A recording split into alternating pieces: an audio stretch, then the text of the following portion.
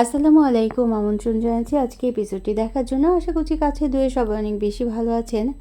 কোনো রকম বেলাবেলি ঝামেলা ছাড়াই রুটি এবং পরোটা তৈরি করে নেব। তো গোলা রুটিও পাওয়া যেতে পারে এবং খুবই মজাদার একটা রেসিপি। যদি ভালো লাগে লাইক, কমেন্ট এবং শেয়ার করতে পারেন আর চ্যানেলটাকে সাবস্ক্রাইব করে নিতে পারেন। তো এই রুটি তৈরি করার জন্য আমি আটা নিয়ে নিলাম। এখানে 1.5 কাপ পরিমাণ আটা নিয়ে নিতে হবে। যে কোনো পরিমাণ আটাই কিন্তু নেওয়া যেতে পারে। 8 থেকে 10টা রুটি হবে।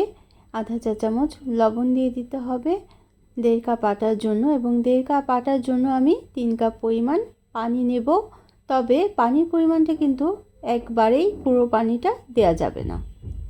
অনেক সহজ এই রুটি তৈরি করা, তবে কিছু টিপস ফলো করলেই এটা সঠিকভাবে তৈরি করে নেওয়া যেতে পারে। আর যদি একটু ভুল হয়ে যায়, পানির পরিমাণটা কম বেশি হয়ে যায়, তাহলে কিন্তু এই রুটিটা খুব সুন্দরভাবে তৈরি করা যায় না। এই বিষয়গুলো কিন্তু খেয়াল করতেই হবে।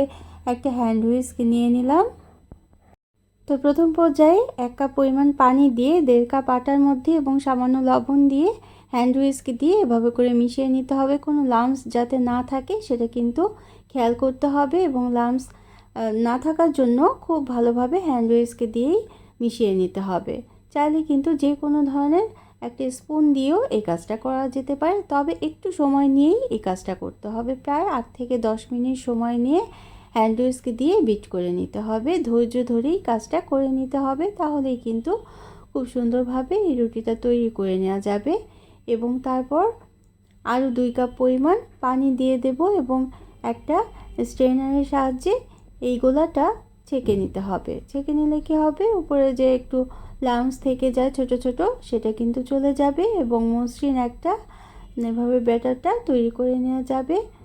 এবং ছেঁকে নেওয়ার পর তারপর আর একটু পানি দিয়ে দিতে হবে, অর্থাৎ মোট 1.5 কাপ আটার জন্য আমি 3 কাপ পরিমাণ পানি দিয়েছি। তবে একবারে সবটুকু পানি দেওয়া যাবে না, 3 থেকে 4 বারে পানি দিয়ে দিতে হবে। প্রথম পর্যায়ে গোলানোর সময় 1 কাপ পানি দিতে হবে এবং তারপর পরবর্তীতে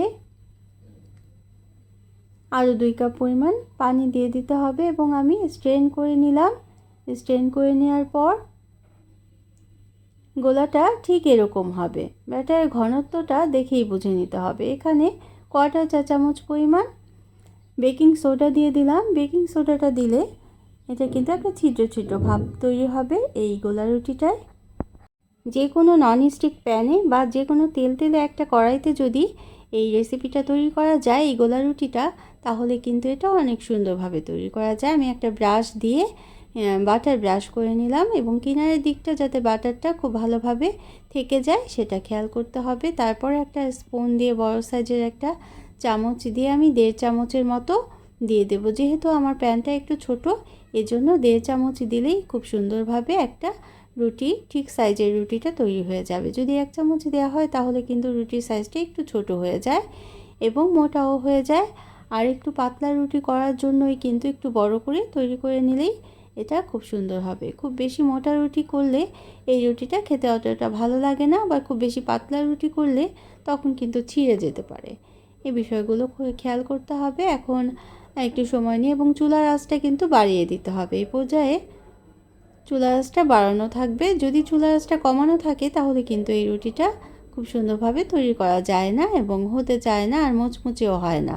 আর যদি একটু চুলার আঁচটা বাড়িয়ে দিয়ে ভেজে নেওয়া যায়, তাহলে বেলাবেলির যে রুটিটা হয়, বেলে যেভাবে আমরা রুটি তৈরি করি, ঠিক সেই রকম রুটিটাই তৈরি করে নেওয়া যাবে। চাইলে কিন্তু এইভাবে করে পরোটাও তৈরি করে নেওয়া যেতে পারে। পরোটা তৈরি করার জন্য আর 1 চা চামচ বাটার দিয়ে বা ঘি দিয়ে কিংবা তেল দিয়ে তৈরি করে নেওয়া যেতে পারে। তো আমি পরপর কয়েকটা এভাবে করে রুটি তৈরি করে দেখিয়ে দিলাম।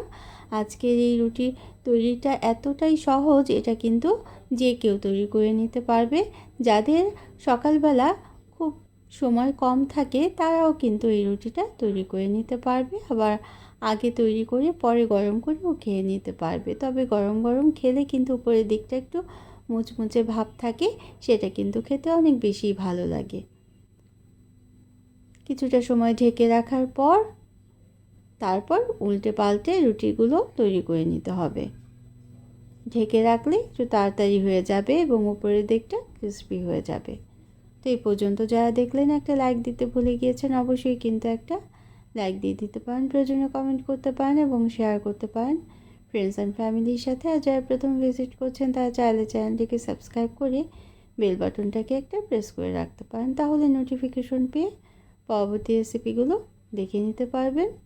এখানে পরোটাও তৈরি করে নিলাম। 1 টেবিল চামচ পরিমাণ বাটার দিয়ে উল্টে পাল্টে পরোটাগুলো তৈরি করে নিতে হবে। আর যদি রুটি তৈরি করেন তাহলে তেল বা ঘি বা বাটারের পরিমাণ একেবারেই কম দিতে হবে, বা ব্রাশের সাহায্যে তেলে করে নিয়ে প্যানটা তেলে করে নিয়ে তারপর তৈরি করে নিলেই রুটি তৈরি হয়ে যাবে।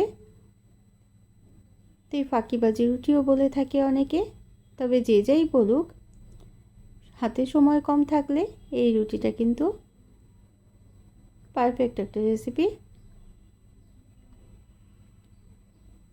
অথবা এভাবে তৈরি করে বাচ্চাদের স্কুলে টিফিনেও দিতে পারেন। রাতে অনেকে রুটি খায়, তারাও কিন্তু এভাবে তৈরি করে সময় কম থাকলে করে নিতে পারেন। তো অন্য কোনো দিনে অন্য কোনো রেসিপি নিয়ে আসবো।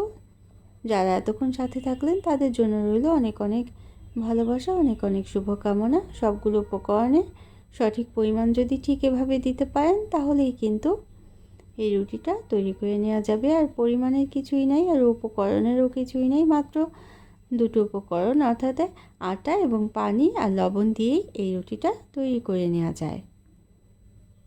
তো সবার জন্য অনেক অনেক ভালোবাসা, অনেক অনেক শুভকামনা। অন্য কোনো দিনে অন্য কোনো রেসিপি নিয়ে আসবো।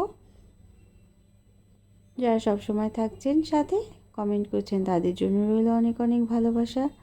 Thanks for watching. Allah Hafiz.